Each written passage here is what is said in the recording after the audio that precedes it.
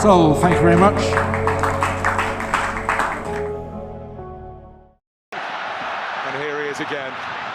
Here he is again.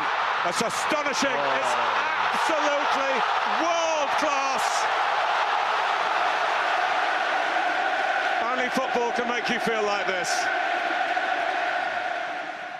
Hello and welcome to this immediate post-auction conversation with Gautam Gambhir, a team that everyone is saying is looking extremely good. So Gautam, I know how much effort has gone into it by all of you, the entire management. So give me a sense, how happy are you now that the dust is settling? How pleased are you with the way Lucknow Super Giants are shaping up? Look, I can't say that I'm never happy, to be honest, and no one can ever be happy, but yes, very content and very satisfied. Satisfied is the right word. You can't say that you're completely happy, because even if you can end up getting 80 or 90% of the players what you wanted, I think you should be a very, very satisfied and a content man. So very happy with the balance of the squad, and you can only do as much as you can on the auction table. Now it's up to the players to deliver on the field, because see, we look a very good side, we look a very balanced side, we have everything, most of the bases covered. But then again, if you see most of the playing 11s of all the other 9 teams, I think they'll be equally balanced as well, or probably someone somewhere here and there. So we will literally have to play very good cricket to probably deliver now. When you approach an auction, I mean, there are certain, on day one, for example, all of us who were watching, there was a clear focus on getting all-rounders, Indian and foreign. Was that something that you had in mind? Or, I mean, what now you can share the auction vision? How did you approach the auction? If I can pick your brains on that. Look, different numbers. I think not only purely from the all-rounders point of view, it was never that kind of a strategy that we wanted more all-rounders as compared to something else. It was just that we had different players for different spots. And if you have more all-rounders, obviously it increases the depth of the playing 11. It increases probably the options for the captain as well. Because there are times that captain needs more option. It's always better to have more options in your bowling department as compared to less bowling options. But if you see, we've actually gone with an explosive batter at the top alongside KL Rahul, who can keep wickets. So it frees KL Rahul from his wicket-keeping duties. And you will see probably the best of KL Rahul as a leader in decision-making. Imagine someone who's batted for 20 overs and keep wickets, and if you need last over 10 runs or 12 runs, and he's thinking about his wicket keeping, he's thinking about different field placements. So you want to free your captain up. So now with Quinton at the top, a world-class batter. So we always wanted someone at the top with KL Rahul, and then we had a batting all-rounder in Stoinis. So we wanted a bowling all-rounder. So we've got now Jason Holder, who's the bowling all-rounder. So we wanted experience in our batting department, especially the Indian batters. Manish Pandey is an experienced player. Deepak Hooda is an experienced player. He's just started playing international cricket, so which is always good for us. And then we've got a left-arm spinner who's an all-rounder, quality all-rounder. He can bowl in the first 6 overs as well.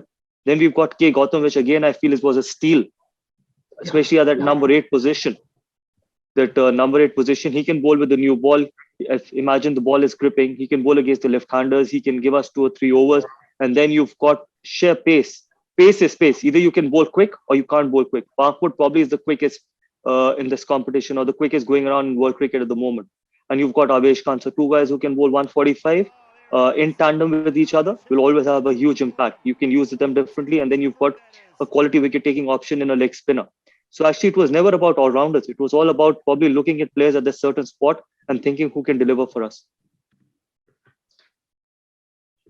Okay. Very interesting buys in every sense. I mean, obviously all the bases covered. Even when that final spinner was being taken in Krishnappa Gautam, I could see a left-arm spinner, Krunal. You had a Shahbaz Nadeem as backup. You had a leg spinner in Bishnoi. You now have an off-spinner in Krishnappa Gautam. So conventionally, all the boxes that one can possibly tick off as mentor have been ticked. One thing I wanted to ask, I mean, even in terms of finishers, you have a Stoinis and a Jason Holder. How was it for Avesh Khan? Because you had not gone for Chahar, you had not gone for Prasidh, you had not gone for Shardul Thakur. So was it was it the kind of pressure when the Avesh Khan bid was going up to 10 lakhs? Because he was the last premier Indian quick, so to say, in that mix, and you needed one fast bowler. No, we did go for Prasidh Krishna till 9.5, for 9.5 till. So Prasidh was always in a scheme of things. So we went really hard for Prasidh, but then at that stage we couldn't have gone any further. So when we couldn't get Prasidh, so Avesh, as you just mentioned, was probably the last in that rank as well who can bowl quick. So we had to go literally more harder for Avesh Khan. And it is not, I know some people might just end up saying that we've overpaid certain players, but in Avesh's sense, if you see, he's someone who's young, he's someone who can bowl quick, he's someone where you can actually build your Indian bowling and your bowling department for future as well. So when people talk about only present, we've thought about the present and we've thought about the future as well. How many people can bowl who's that young and can bowl 145 and can bowl at different stages of the game? And imagine if Jason Holder and Mark Wood can bowl alongside Avesh Khan, and then you've got Stoinis. So it just gives us a very good balance. Had I been the captain and these four guys would have been there in my playing 11, it would have made me really, very happy and satisfied as well, because Avesh is someone we thought that we could build this franchise alongside Ravi Bishnoi for next couple of years.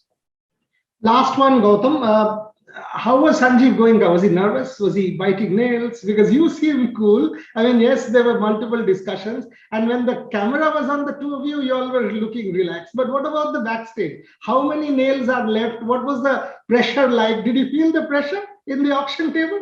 Give me something on Mr. Goenka to go after him. I can talk from my point of view that I was very nervous. I was probably more nervous than I normally was when I was playing, because this was actually the first time I was building the franchise from the scratch, or we were building, for that matter. Is not the right word. We were building the franchise from the scratch. I've been part of all the auctions, and obviously we spoke about that. I had the experience of being in the auction, but never was a case where we had to build it from scratch.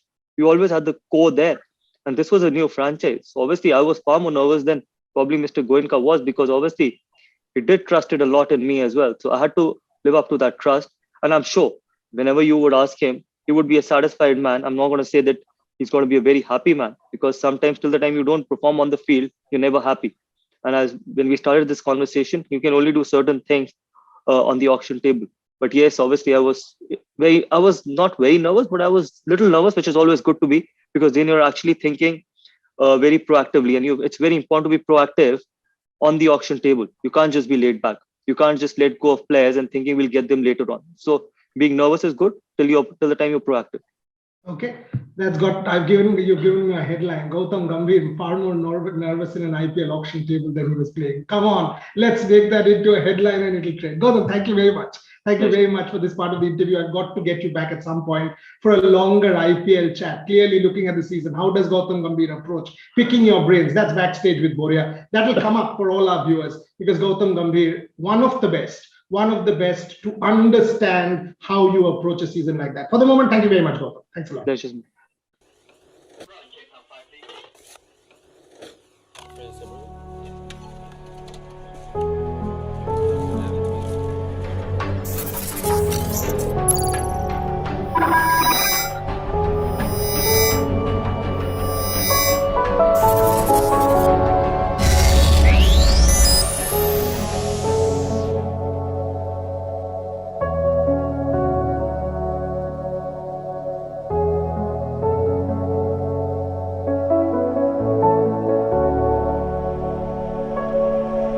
So, thank you very much.